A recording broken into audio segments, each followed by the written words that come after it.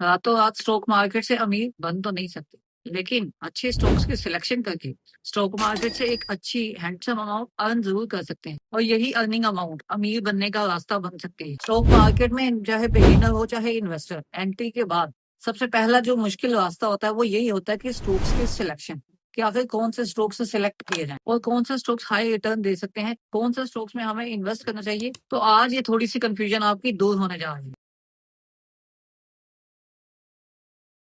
अस्सलाम वालेकुम गाइस, मैं अचम शेब। आप देख रहे हैं B one billion YouTube channel, जहां हम पाकिस्तान स्टॉक एक्सचेंज से रिलेटेड न्यूज एंड अपडेट्स और कंपनीज के एनालिसिस करते हैं। तो आप जल्दी से चैनल को सब्सक्राइब करें और बेल आइकन को प्रेस करना बिल्कुल भी नहीं भूलना, ताकि पाकिस्तान स्टॉक एक्सचेंज से रिलेटेड न्यूज एंड अपडेट्स और एनालिसिस की वीडियोस आप मिस ना कर पाए। और अगर आप किसी कंपनी के एनालिसिस या कोई न्यूज एंड अपडेट पर कोई डिटेल चाहते हैं, तो आप वीडियो के कमेंट सेक्शन में कमेंट कर सकते हैं और ये एक नजर हमारे प्रीमियम ग्रुप के प्रॉफिट्स पर डालें। तो अगर आप भी ऐसे प्रॉफिटेबल सिग्नल्स हासिल करना चाहते हैं, तो हमारी टीम का हिस्सा बनने के लिए आप इस कॉन्टैक्ट नंबर पर रब्ता कर सकते हैं। और बीमा बिलियनर की ये तमाम फैसिलिटीज भी हैं जो कि आप अवेल कर सकते हैं। तो चलिए वीडियो को स्टार्ट करते हैं।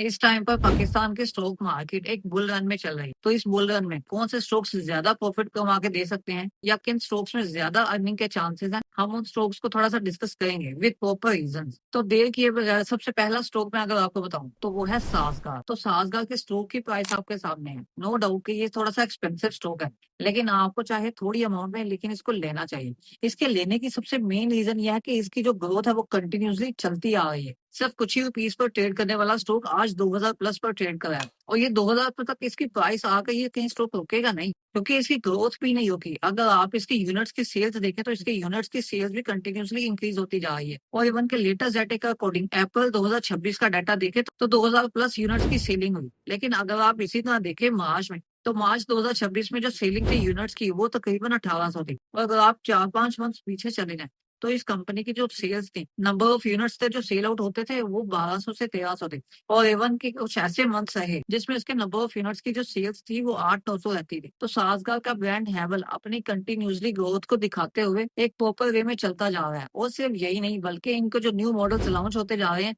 वो भी काफी ज्यादा अट्रैक्टिव है, और एवन के काफी ज्यादा सेल्स भी कंट्रीब्यूट कर रहे हैं सासगार की। और सिर्फ यही नहीं, बल्कि अगर टैंक 500 को देखे तो वो अपने तमाम कंपटीटर्स को देखते हुए टैंक 500 सबसे बेहतर गाड़ी है, जिसने सिर्फ एक आधे कंपटीटर्स को नहीं, बल्कि पाकिस्तान में मौजूद जो बादशाह है, इवन के मोस्ट इंपोर्टेंट टोयोटा, उसको भी काफी ज्यादा हिट किया है। तो ये टैंक 500 के बाद मजीद एक न्यू मॉडल आने वाला है, और वो मॉडल भी उम्मीद है कि सासगार के लिए काफी अच्छा साबित होगा। तो सासगार की कंटिन्यूस ग्रोथ की वजह से, और एंड मोस्ट इम्पोर्टेंट इसके एक हैवी मार्केट शेयर को कैप्चर करने की वजह से, आप इस स्टॉक को लाजमी ऐड करें ताकि इसकी कंटिन्यूस ग्रोथ में आप भी हिस्सेदार बन सकें। एंड सेकंड नंबर पर आती है दो कंपनीज। इन दोनों कंपनीज में आप किसी में भी इन्वेस्ट कर सकते हैं। है तो पावर जनरेशन की कंपनीज, लेकिन ऑटोमोबाइल सेक्टर में इन कंपनीज ने कदम रखा, जिनमें है Nishad Chunian power limited and Nishad power limited, जिन्होंने मिलकर 33% की लोनली कंट्रीब्यूशन के साथ नेक्स्ट जनरेशन ऑटोमोबाइल कंपनी में इन्वेस्टमेंट की। चाइना की ओमोडा और जैको ब्रांड्स के साथ मिलकर पाकिस्तान में अपनी गाड़ी लॉन्च की। एंड मोस्ट इंपोर्टेंट, जैको की गाड़ियां आपको पता ही है कि कितनी फेमस होती जा रही है। तो जैको की J5 उसने भी काफी अच्छी परफॉर्मेंस दिखाई, और J7 उसने तो आउट क्लास परफॉर्म किया, इवन के जो कोई रिसेंटली ही लॉन्च की गई थी। और सिर्फ यही नहीं, बल्कि नेक्स्ट मंथ में ही ओमोडा की एक और गाड़ी यहाँ पर लॉन्च होने जा रही है। और सिर्फ यही नहीं, बल्कि जैको की J8 J9 भी फ्यूचर में आपको लॉन्च होते दिखेंगे, वो भी सिर्फ इसी साल। तो अगर वो कमिंग ब्रांड्स भी हिट हो जाते हैं और कंपनी की परफॉर्मेंस इन कमिंग व्हीकल्स की वजह से अच्छी बेहतर रहती है, तो इन कंपनीज के फाइनेंशियल्स भी काफी बेहतर होंगे, इन कंपनीज के प्रॉफिट्स भी काफी अच्छे रहेंगे, जिसकी वजह से ऑब्वियसली स्टॉक प्राइस पर काफी इफेक्ट पड़ेगा और इन्वेस्टर्स काफी प्रॉफिट अर्न कर पाएंगे। तो चूंकि दोनों पावर जनरेशन कंपनीज है और दोनों की कंपनीज के जो बिजनेसेस है वो स्टॉक है, और इनके जो मेन प्रॉफिट्स है वो इन्वेस्टमेंट से ही आते हैं, तो यहाँ पर एक हैवी की गई इन्वेस्टमेंट, इससे जो प्रॉफिट आएगा वो भी काफी ज्यादा कंट्रीब्यूट करेगा और स्टॉक के प्राइस पे काफी इफेक्ट होगा। तो आप दोनों में से किसी भी एक कंपनी में और इवन के दोनों कंपनीज में इन्वेस्ट कर सकते हैं। तो इसके बाद अगर नेक्स्ट हम आए तो सीमेंट सेक्टर में, सीमेंट का बादशाह जो कि सिर्फ सीमेंट नहीं बनाते बल्कि वो एक पूरी कंग्लोमरेट है, जो कि है लकी सीमेंट। लकी सीमेंट में आप इन्वेस्ट लाजमी करें, क्योंकि अगर आप इसकी हिस्ट्री देखें तो ये पूरी हिस्ट्री को देखते हुए आपको कंसिस्टेंट पे आउट देती आ रही है, और इवन के इन्वेस्टर्स को हैवी रिटर्न दी। और ये हैवी रिटर्न देने की बहुत सारी रीजन है, जिसमें सबसे पहला कि ये लकी सीमेंट सिर्फ एक सीमेंट की कंपनी नहीं है, बल्कि एक पूरी कॉन्ग्लोमरेट है कि इसको प्रॉफिट्स आते हैं इसकी ऑटोमोबाइल इंडस्ट्री से भी, जो कि किया मोटर्स, लकी मोटर्स के नाम से ऑपरेट कर रही है। वो काफी ज्यादा कंट्रीब्यूट करती है लकी सीमेंट के प्रॉफिट्स में। और सिर्फ यही नहीं, बल्कि लकी कोई इंडस्ट्री आईसीआई वो भी काफी ज्यादा कंट्रीब्यूट करती है। तो ये मोस्ट इंपोर्टेंट, लकी सीमेंट के आउट ऑफ कंट्री भी प्लांट मौजूद है जो कि कंपनी को काफी ज्यादा प्रॉफिट अर्न करके देते हैं। तो लकी सीमेंट अगर किसी एक बिजनेस से प्रॉफिट थोड़ा कम भी होता है, लेकिन फिर भी ये स्टॉक की प्राइस लो वोलेटाइल रहेगी, जिसमें आपको नुकसान का चांस बहुत कम रहेगा। तो लकी सीमेंट भी आपके लिए एक बेस्ट ऑप्शन साबित रहेगा। अब फोर्थ नंबर पर बैंकिंग सेक्टर पर आते हैं। तो बैंकिंग सेक्टर में सबसे पहले मीज़ान बैंक, जिसकी स्टॉक की प्राइस आपके साथ है।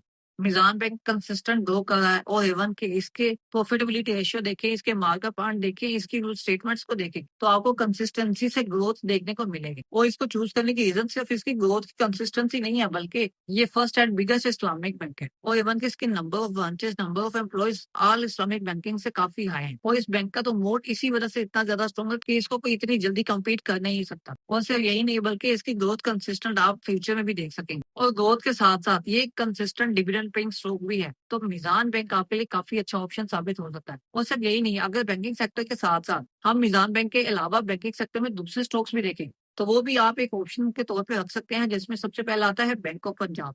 इसके अगर आप रिसेंट रिजल्ट्स देखें, उसमें भी काफी अच्छी परफॉर्मेंस है। पास्ट में इनकी परफॉर्मेंस थोड़ी बेहतर नहीं थी, इनके रिजल्ट्स काफी लो आते थे, लेकिन अब इनकी परफॉर्मेंस काफी बेहतर जा रही है। और इवन के बीओपी ने काफी अच्छे कंसिस्टेंट डिविडेंड दिए हैं और काफी हैवी डिविडेंड दिए हैं। तो फ्यूचर में भी इसमें ग्रोथ भी काफी अच्छी देखने को आपको मिलेगी और इसमें आपको डिविडेंड भी काफी अच्छे देखने को मिलेंगे। और सिर्फ यही नहीं, थर्ड ऑप्शन जो है जिसको आप कंसिडर कर सकते हैं, वो है national bank of Pakistan. National bank of Pakistan की भी इस टाइम जो परफॉर्मेंस है वो वही आउट क्लास रही है। नो डाउट के पिछले थोड़ी देर में इसकी परफॉर्मेंस थोड़ी लो थी, लेकिन इस टाइम पर इसकी परफॉर्मेंस काफी बेहतर है। और फ्यूचर में भी आपको जो परफॉर्मेंस है वो काफी अच्छी देखने को मिलेगी। ये नेशनल बैंक काफी प्रॉफिट अर्न कर रहा है और फ्यूचर में भी प्रॉफिट अर्न करता रहेगा। और सिर्फ यही नहीं, इसके अभी रिसेंट जो डिविडेंड है उसको देखे तो अच्छा खासा एक heavy dividend national bank of Pakistan ने अनाउंस किया, जो कि साल में एक दफा ही डिविडेंड अनाउंस करते हैं, लेकिन एक ही साल में काफी अच्छा डिविडेंड अनाउंस कर देते हैं और इन्वेस्टर्स को अच्छा पे आउट मिल जाता है। तो फ्यूचर में भी एक्सपेक्टेड है कि अच्छा पे आउट भी देंगे और इवन के जितना कैपिटल गेन इन्होंने किया, सेम ऐसे ही फ्यूचर में भी काफी कैपिटल गेन दिखाएंगे। एंड नेक्स्ट फिफ्थ नंबर पर आता है टेक्नोलॉजी सेक्टर का स्टॉक, जिसमें इसकी जो टोटल सेल्स है उसमें एक्सपोर्ट पोर्शन इतना ज्यादा है, जो कि 80% प्लस का है, जो कि है सिस्टम्स लिमिटेड। सिस्टम्स लिमिटेड में आप इन्वेस्ट कर सकते हैं। और इवन के इसके एक्सपोर्ट पोर्शन की बात करें इसके टोटल रेवेन्यू में, तो वो 80% प्लस है।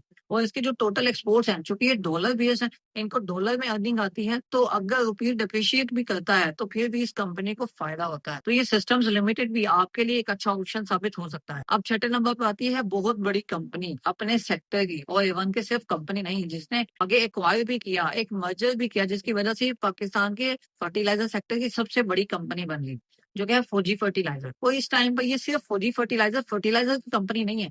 जैसा लकी सीमेंट एक पूरी कॉन्ग्लोमरेट बनी है, तो ये फौजी फर्टिलाइजर की भी बहुत जगह पे इन्वेस्टमेंट्स मौजूद है। तो फौजी फर्टिलाइजर सेक्टर के अलावा अपनी दूसरी इन्वेस्टमेंट्स के थ्रू भी अपनी अर्निंग करते हैं और इवन के प्रॉफिट्स में काफी ज्यादा कंट्रीब्यूशन होती है। तो फौजी फर्टिलाइजर पाकिस्तान की बिगेस्ट फर्टिलाइजर प्रोडक्शन कंपनी इस टाइम पे बन चुकी है, जो कि फ्यूचर में आपको काफी अच्छी ग्रोथ दिखा सकती है। और इवन के अगर कंसिस्टेंट ग्रोथ देखते हुए आप देखें, तो कंपनी ने कैपिटल ग्रोथ भी दी और कंसिस्टेंट डिविडेंड देते आ रहे हैं पिछले कई सालों से। तो फ्यूचर में भी आपको इसमें काफी अच्छी परफॉर्मेंस देखने को मिलेगी। एंड नेक्स्ट 7 नंबर पर, जो कि हमारे तकरीबन न्यू और ओल्ड इन्वेस्टर्स सबका जो फेवरेट सेक्टर है, वो आता है ऑयल एंड गैस सेक्टर। जी हाँ, हम मारी और ओजीडीसी को कैसे भूल सकते हैं। तो इन दोनों स्टॉक्स में आप किसी एक में इन्वेस्ट कर सकते हैं। ओजीडीसी में आकर आपने इन्वेस्ट क्यों करना है, मारी एनर्जीज के होते हुए, क्योंकि सर्कुलर डेट का मामला काफी ज्यादा रिजोल्व हो और oil and gas company limited की जो परफॉर्मेंस है वो काफी बेहतर होती जा रही है और आपको स्टॉक के मूवमेंट भी काफी ज्यादा देखने को मिल रही है। ओजीडीसी ने काफी ज्यादा परफॉर्मेंस देखा है, काफी ज्यादा कैपिटल गेन भी इस दफा दिया। और सिर्फ ये कैपिटल गेन देने की वजह कोई नॉर्मल नहीं थी, बल्कि इनकी ग्रोथ थी। इनको अपनी पेमेंट्स भी मिल रही है, इनके काफी अच्छी परफॉर्मेंस भी हो रही है और इवन के वेल्थ भी इनको काफी मिले हैं, डिस्कवरीज हुई है,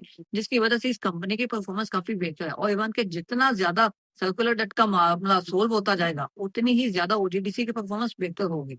और सिर्फ यही नहीं, अगर सर्कुलर डेट का मामला सोल्व होता है तो ओजीडीसी जैसी कंपनी पूरे पाकिस्तान के स्टॉक एक्सचेंज में मौजूद नहीं है, जो कि एक पूरी की पूरी ब्लू चिप कंपनी बहुत अच्छा परफॉर्म कर सकती है। और सिर्फ यही नहीं, इसके साथ अगर मारी एनर्जीज को देखें, तो मारी एनर्जीज भी एक बहुत अच्छा स्टॉक है, ऑयल एंड गैस एक्सप्लोरेशन में काफी ज्यादा मेजर कंट्रीब्यूट करता है। लेकिन इसके साथ साथ माई पेट्रोलियम से माई एनर्जीज में नाम कन्वर्ट होना, ये तो आप समझ ही गए होंगे, क्योंकि इसका टेक्नोलॉजी सेक्टर में भी कदम आ गया। तो टेक्नोलॉजी सेक्टर में भी इसका कदम एक मोस्ट इंपोर्टेंट पॉइंट रहा। तो माई एनर्जीज अब सिर्फ पेट्रोलियम सेक्टर में नहीं आई, बल्कि ये अपनी इन्वेस्टमेंट्स कर रही है और अपने आप को स्प्रेड कर रही है अपनी सब्सिडीज के थ्रू। तो माई एनर्जीज को अपनी सब्सिडीज से भी प्रॉफिट आएंगे। तो ये भी एक कंसिस्टेंट ग्रोथ करती कंपनी, जिसने रिसेंटली 800% का बोनस भी अनाउंस किया था। ये भी आपके लिए फ्यूचर में एक बेस्ट डिविडेंड पेइंग स्टॉक और बेस्ट कैपिटल ग्रोथ स्टॉक साबित हो सकता है। एंड आठवां और मोस्ट इंपोर्टेंट स्टॉक जिसको आप कभी मिस कर ही नहीं पाएंगे और ना ही आपको ये इसको मिस करना चाहिए। जी हाँ, रिफाइनरी सेक्टर एक ऐसा सेक्टर बन चुका है जिसने पिछले साल में काफी आउट क्लास परफॉर्म किया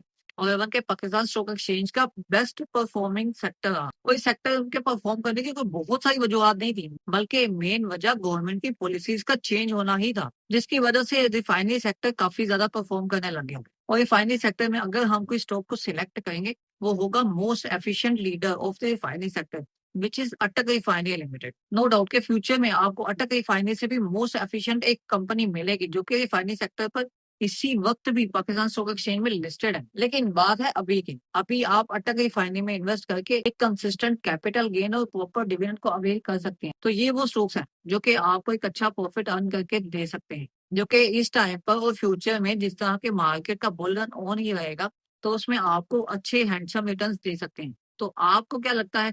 आपकी क्या राय है? आप अपनी राय कमेंट सेक्शन में लाजमी दें। आपको कोई स्टॉक ऐसा लगता है जो कि बहुत अच्छा परफॉर्म कर सकता है, तो आप अपने तौर पे दूसरों की हेल्प के लिए भी उस स्टॉक का नाम कमेंट सेक्शन में कमेंट कर सकते हैं। तो आपको वीडियो कैसी लगी? वीडियो को लाइक और दूसरों की हेल्प के लिए शेयर करें। मजीद ऐसी वीडियोस को देखने के लिए इस चैनल को सब्सक्राइब करना, जाते जाते बेल आइकन को प्रेस करना बिल्कुल भी नहीं भूलना, ताकि पीएसएक्स से रिलेटेड कोई भी न्यूज़ एंड अपडेट आप मिस ना कर पाएं।